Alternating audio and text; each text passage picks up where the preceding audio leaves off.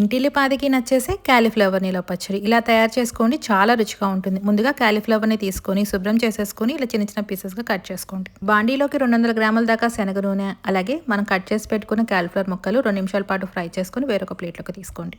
ఇదే నూనెలోకి తాలింపు దినుసులు, ఎండుమిర్చి, కరేపాకు, అలాగే కొద్దిగా ఇంగువ, అలాగే వెల్లుల్లి రెబ్బలు వేసుకొని ఫ్రై చేసుకొని స్టవ్ ఆఫ్ చేసేసుకొని ఈ నూనె అంతా చల్లారేంత వరకు పక్కన పెట్టుకోండి. వేరొక బాండీలో 1 టేబుల్ స్పూన్ జీలకర్ర, 1 టేబుల్ స్పూన్ ఆవాలు, 1 టేబుల్ స్పూన్ మెంతులు వేసుకొని ఫ్రై చేసుకొని మెత్తగా గ్రైండ్ చేసుకొని పక్కన పెట్టుకోండి. కాలీఫ్లవర్ ముక్కల్లోకి 1/2 కప్ దాకా కారం, 2 నుంచి 3 టేబుల్ స్పూన్ల సాల్ట్, అలాగే 1/2 టేబుల్ స్పూన్ పసుపు గ్రైండ్ చేసి పెట్టుకున్న ఈ మిశ్రమాన్ని వేసుకొని బాగా మిక్స్ చేసేసుకున్నాక ఇందాక పోపు పెట్టుకున్న ఆయిల్తో సహా దీంట్లోకి వేసుకొని మిక్స్ చేసేసుకోండి.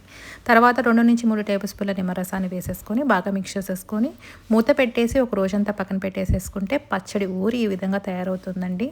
చాలా చాలా రుచిగా ఉంటుంది. ఇంకెందుకు ఆలస్యం, మీరు కూడా ట్రై చేసి ఎలా వచ్చిందో కామెంట్ రూపాన్ని తెలియచేయండి. మరెన్నో టేస్టీ అండ్ క్విక్ రెసిపీస్ కోసం చూస్తూ ఉండండి.